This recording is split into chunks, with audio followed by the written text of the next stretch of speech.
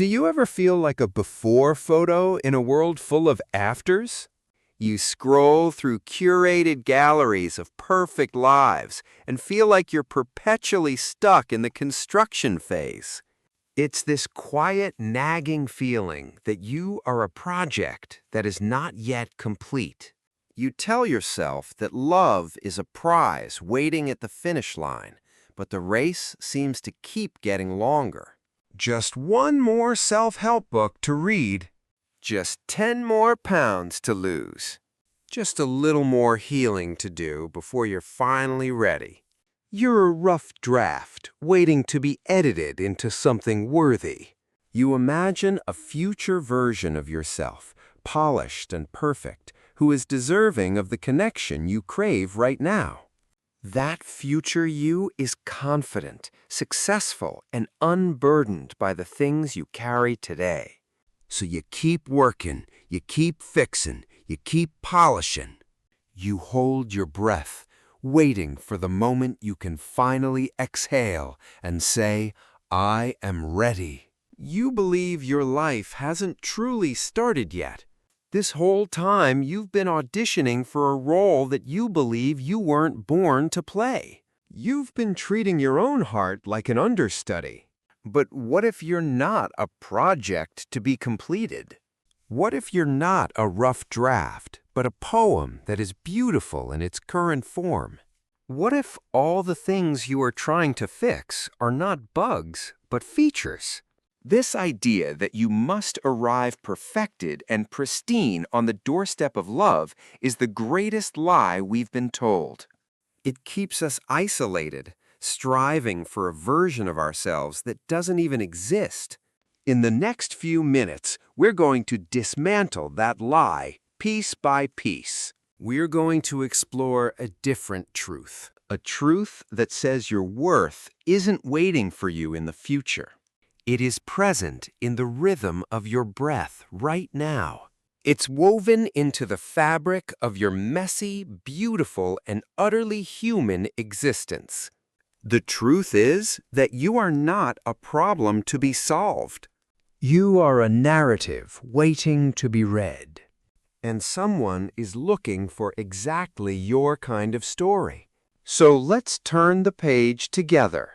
We're going to start by looking at that list of imperfections you keep in your head. You know the one. Let's start with the things you've been told are flaws. The way your laugh is a little too loud in a quiet room, an explosion of joy you can't contain. The way your glasses are always slightly crooked, a testament to how you lean into the world to see it more closely.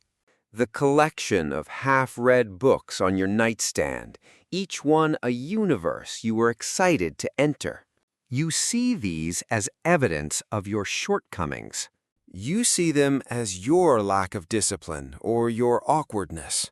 But someone won't love you in spite of these things. They will love you for them. They will find the way you hum off-key while you cook to be the soundtrack of their favorite place on earth.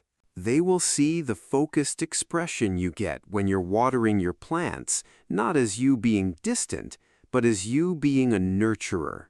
Your so-called flaws are not barriers to entry. They are the very texture of you. They are what make you memorable, what make you specific, what make you real. Think of the Japanese art of kintsugi, where broken pottery is repaired with seams of gold. The pot is considered more beautiful and valuable for having been broken. The cracks are not something to be hidden. They are the main feature, highlighted in precious metal. Your history, your scars, your so-called imperfections are your golden seams. They tell the story of a life that has been lived, not just imagined. To the right person, you are not broken. You are a masterpiece, complete with a history written in gold. Now let's talk about that destination you've been chasing. The idea of a finished version of you is a myth. It's like trying to capture a river in a jar. You might get the water, but you lose the flow, the movement, the very thing that makes it a river. You are not a statue, cold and complete, to be placed on a pedestal and admired from afar. You are a garden, ever-changing with the seasons, sometimes wild, sometimes dormant, but always alive. Someone who truly loves you doesn't want the statue. They want to walk through the garden with you. They want to see what blooms in the spring and help you tend to the weeds in the summer. They want to appreciate the bare, honest beauty of the branches in winter. The pressure to present a finished product is a product of a world that values outcomes over processes. But human connection thrives in the process. It's built in the late-night talks about your fears and dreams, not in the presentation of a flawless resume. It's forged when you're figuring things out, not after you have all the answers.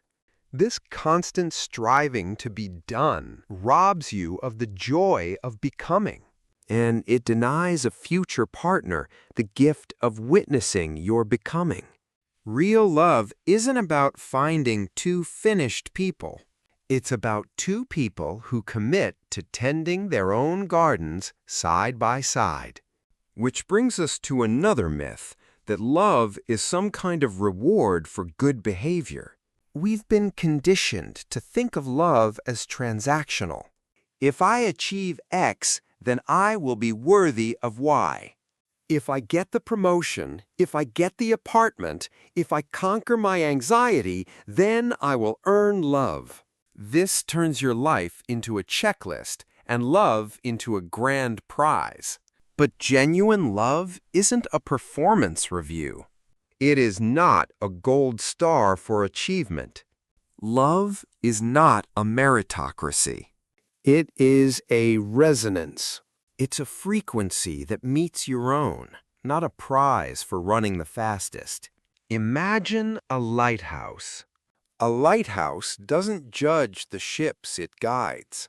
It doesn't ask if a ship is worthy enough to see its light or if it's been successful in its voyage. It simply shines, a constant beacon in the dark for any ship that needs it. True connection is like that light. It meets you in your storm. It doesn't wait for you to reach the calm harbor. The people who are meant for you are not looking for your list of accomplishments. They are looking for your light, the unique glow of your specific soul. And that glow has nothing to do with your job title or the number on a scale. It has everything to do with the way you see the world, the kindness you hold, the passions that set you on fire. So let's stop trying to earn love and start learning to embody it. Let's talk about the specific signature of you, the unique language of your quirks. It's one thing to accept your imperfections. It is another to see them as your superpower. Think about the incredibly specific things that make you, you. Not the big, broad strokes, but the tiny, pixel-level details. The way you organize your bookshelf by color instead of author, creating a rainbow of stories. The fact that you know an encyclopedic amount of information about migratory birds or ancient Roman history. The precise way you fold your laundry or the bizarre, specific snacks you crave at midnight. These aren't random eccentricities. They are a language.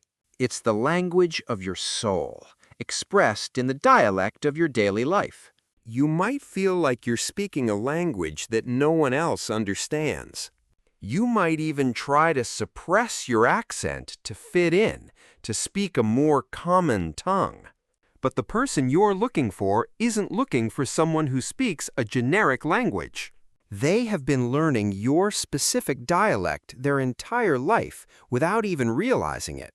They will find the rainbow on your bookshelf to be a work of art. They will be fascinated by your knowledge of birds because they've always loved the sky. What you call weird, they will call home. Your uniqueness is not a barrier. It is a beacon. It is a signal that only a few can receive, and the one who does will recognize it instantly. Don't silence your language. Speak it fluently, sing it loudly, live it fully. So how can we start to believe this in our daily lives? Let's try a small, powerful exercise I call the For Them list. Right now, think of one thing about yourself that you actively try to hide or fix. Maybe it's your sensitivity, your tendency to overthink things, or your nerdy obsession with a particular fandom. Got it? Good. Now, I want you to imagine someone who doesn't just tolerate that trait, but actively adores it. Let's take sensitivity. You might see it as a weakness, a source of being too emotional. But for them, your sensitivity means you notice when they're having a bad day before they even say a word. For them, it means you cry at movies, showing a depth of feeling they find incredibly beautiful. For them, it means you feel joy so profoundly that being around you is like standing in the sun. Overthinking? You see it as analysis paralysis, a bug in your system. For them, your overthinking means you plan the most thoughtful birthday gifts because you've considered every angle. For them, it means you give incredible advice because you've already run through 1,000 possible scenarios. See how this works? This isn't about lying to yourself. It's about understanding that every trait has a shadow and a light. You've been staring at the shadow for so long you forgot the light exists. Your homework is to start looking for the light. If this way of thinking resonates with you, and you want to keep exploring how to love your real self, consider subscribing. We are building a community here for people who are tired of pretending. So, after all this, where do we land? We've dismantled the idea of flaws as barriers and the myth of the finished product. We've rejected the notion that love is a prize to be earned and celebrated the specific language of your quirks. The common thread through all of it is a radical shift in perspective. It's the understanding that you don't need to become someone else to be loved. You just need to become more fully yourself. Which brings us back to the beginning, to that feeling of being a work in progress.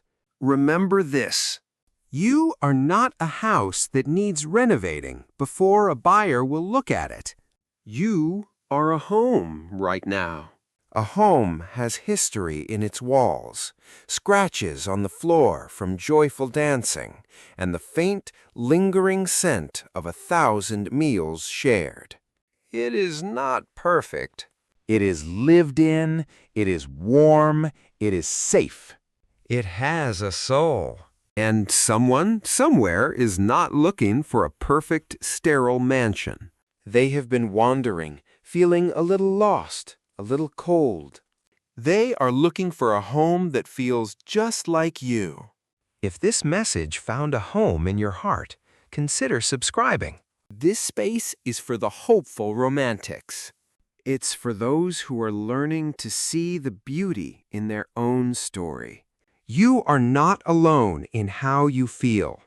Thank you for spending this time with me.